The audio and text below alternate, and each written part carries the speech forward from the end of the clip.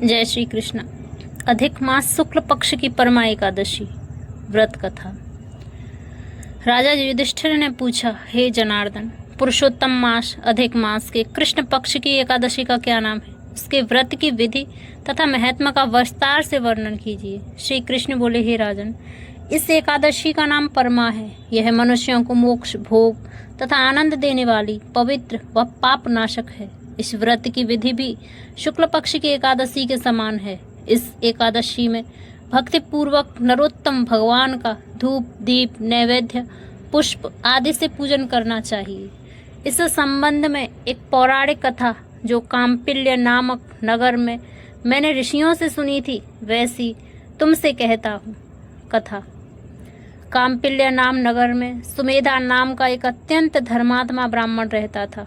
उसकी पवित्रा नामक स्त्री अत्यंत पतिव्रता और धर्मपरायण थी, परंतु वह किसी पूर्व जन्म के कर्मों के कारण अत्यंत दरिद्र थे। उन्हें मनुष्यों से भिक्षा मांगने पर भी भिक्षा नहीं मिलती थी। इस कारण भली प्रकार भोजन, वस्त्र और रहने की उचित स्थान तक नहीं था। कई दिन तक वे भूखे प्यासे भी रह जाते थे, परंतु उसकी पतिव्रता स्त्री स्वयं भूखी रहकर भी अतिथि सत्कार अवश्य करती थी। वह अपने पति से कभी किसी वस्तु की याचना न करती थी। इस प्रकार अपनी स्त्री के दुर्बल शरीर एवं घर में अन्न का अभाव देखकर सुमेधा एक दिन अपनी स्त्री से कहने लगा, हे प्रिय, यदि मैं किसी श्रेष्ठ मनुष्य से धन मांगता हूँ तो मुझको कोई कुछ देता नहीं। मैं क्या करूँ, कहाँ जाऊँ? धन के बिना घर के कार्य सिद्ध नहीं होते, अतः मुझको परदेश जाने की आज्ञा दो। पति के दुखपूर्व वचन सुनकर वह सुंदर नेत्रों वाली स्त्री नेत्रों में आंसू भरकर तथा दोनों हाथों को जोड़कर बड़े विनीत भाव से अपने पति से आज्ञा मांगकर कहने लगी, हे स्वामी, संसार में मनुष्य को जो कुछ मिलता है वह पूर्व जन्म का दिया हुआ ही मिलता है। बिना दिए चाहे स्वर्ण के सुमेरु पर्वत पर चला जाए, वहाँ कुछ भी नहीं मिलता। अपने पूर्व जन्मों में मनुष्य विद्या, धन या भूमि जो कुछ भी दान देता है, वही इस जन्म में पृथ्वी पर मिलता है। ब्रह्मा ने जो कुछ भाग्य में लिखा है वह किसी जगह भी मिल सकता है। मैं आपके बिना क्षण मात्र भी नहीं रह सकूंगी। पति के बिना संसार में स्त्री का माता पिता, भाई बांधव, सास ससुर और दूसरे कुटुंबीजन कोई भी आदर सत्कार नहीं करेगा। सब पतिहीन तथा भाग्यहीन कहकर निंदा करेंगे। अतः इस जगह रहकर जो भी मिले उसे सुख से मानिए। अपनी स्त्री के ऐसे वचन सुनकर वह ब्राह्मण परदेश नहीं गया। एक समय मुनियों में श्रेष्ठ गौंडिन्य मुनि भाग्यवश वहां पर आ गए। उनको देखकर सुमेधा अत्यंत प्रसन्न हुआ और अपनी स्त्री सहित शीघ्रता से बड़ी नम्रता के साथ बारंबार उनको नमस्कार किया और कहने लगा, हमारे बड़े भाग्य जो आपके दर्शन हुए। ऐसा कहकर सुंदर आसन दे मुनि की पूजा की तथा श्रद्धा के साथ मुनि को भोजन कराया।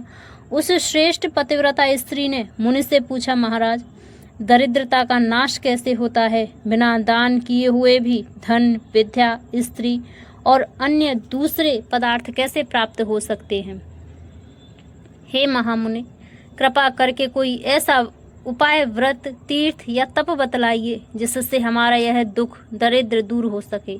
ऐसे वचन सुनकर मुनि कहने लगे, हे सुशीले, पुरुषोत्तम मल मास के कृष्ण पक्ष की परमा नाम की जो एकादशी के व्रत से समस्त पाप, दुख और दरिद्रता आदि नष्ट हो जाते हैं, इस विष्णु भक्ति देने वाली एकादशी का श्रद्धा पूर्वक व्रत करो। उसके करने से मनुष्य धन धान्य से संपन्न हो जाते हैं। विधि पूर्वक व्रत और रात्रि को नित्य गीत आदि करके जागरण करना चाहिए। इस व्रत को सबसे पहले कुबेर जी ने किया था। तब श्री शिव जी ने प्रसन्न होकर उनको धन का स्वामी बना दिया। फिर राजा हरिश्चंद्र ने किया तो अपना खोया हुआ राज्य, ऐश्वर्य तथा स्त्री पुत्र को पुनः प्राप्त किया। अतः तुम भी इस व्रत को करो। श्री कृष्ण बोले, हे पांडव, इतना कहकर अति प्रसन्नता के साथ कौंडिन्य ऋषि ने व्रत की सब विधि उनको समझाई और फिर उनसे पंचरात्रि का शुभ कारक व्रत का महत्व और अनुष्ठान का भी वर्णन किया, जिसके अनुष्ठान मात्र से भोग और मोक्ष दोनों प्राप्त होते हैं। उन्होंने कहा, परमा एकादशी के दिन प्रातःकाल नित्य कर्म से निवृत्त होकर स्नान आदि के पश्चात यथाशक्ति पंचरात्रि व्रत करने का नियम करें। जो प्रातःकाल स्नान करके 5 दिन तक निर्जल व्रत करके निराहार रहता है, वह अपने माता पिता तथा स्त्री सहित विष्णु लोक को जाता है। जिसने 5 दिनों तक स्नान आदि करके विधि पूर्वक ब्राह्मण भोजन कराया, उसने सबको भोजन करा दिया। जो मनुष्य इस व्रत में स्नान करके 5 दिन तक तिल घी से भरकर पात्र का दान करते हैं, वे समस्त सुखों को भोग कर स्वर्ग लोक में आनंद प्राप्त करते हैं। कौंडिन्य ऋषि कहने लगे, हे पद्मिनी, तुम भी अपने पति सहित इस व्रत को करो। इस व्रत के करने से अन्न और धन से युक्त होकर तुम दोनों अंत में स्वर्ग को जाओगे। उस ब्राह्मणी ने कौंडिन्य ऋषि की बताई हुई विधि के अनुसार 5 दिन तक परमा एकादशी का व्रत किया तथा 5 रात्रि के समाप्त होने पर भजन कीर्तन तथा रात्रि जागरण भी किया। व्रत के पूर्ण होते ही उस स्त्री ने एक राजकुमार को वहां आते देखा। राजकुमार ने ब्रह्मा की प्रेरणा से सब सुंदर वस्तुओं सहित नवीन ग्रह देकर उसमें उसका निवास कराया। तत्पश्चात उस राजकुमार ने सुमेधा की तपस्या से प्रसन्न होकर 1 ग्राम उनकी जीविका के निमित्त दान दिया। मल मास के कृष्ण पक्ष की परमा एकादशी का आदर सहित व्रत करने से वे समस्त पापों से मुक्त होकर इस लोक में अनंत सुख भोग कर अंत में विष्णु लोक गए।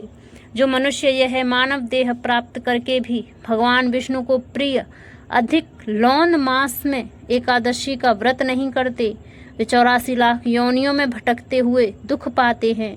मनुष्य देह अत्यंत दुर्लभ बड़े पुण्य प्रताप से मिलती है। भगवान श्री कृष्ण बोले कि जो कोई मनुष्य मलमास के कृष्ण पक्ष की एकादशी को विधि पूर्वक और श्रद्धा से पंचरात्रि व्रत और परमा एकादशी का व्रत करेगा, वह इंद्र के समान भोगों को भोग कर अंत में तीनों लोकों में वंदित होकर विष्णु लोक को प्राप्त होगा।